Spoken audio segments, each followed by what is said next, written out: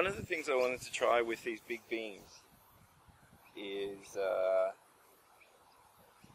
a way to get some really interesting colours and textures into them.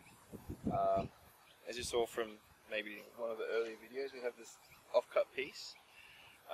So I've done some stuff on this already to kind of try out what I was thinking. So I saw this on the internet, and it's called wood burning. I'm going to put the name up on the screen so you can see it now. I have trouble pronouncing it. But I thought there'd be some really interesting colours and techniques, colours and textures that will come out of doing this. So let's have a look at it. This is what we've ended up with. Really quite interesting.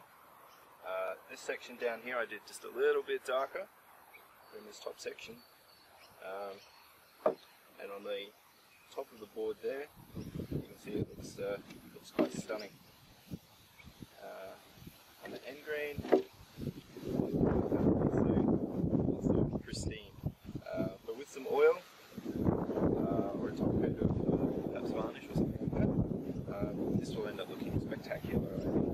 So to do this, I took my off-cut wood, I grabbed a burner which I bought at my local hardware store.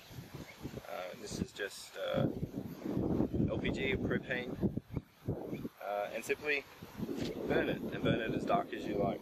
Traditionally, you can go all the way to black. And once that's done, you come up with a wire brush, scrape it off.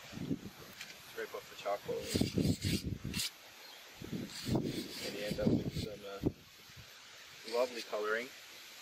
So I'm going to demonstrate on a very small piece how to do this. It's quite easy, and I really want to see how it works on these laminated beams to make sure there's no damage being occurred to there. So let's try it out.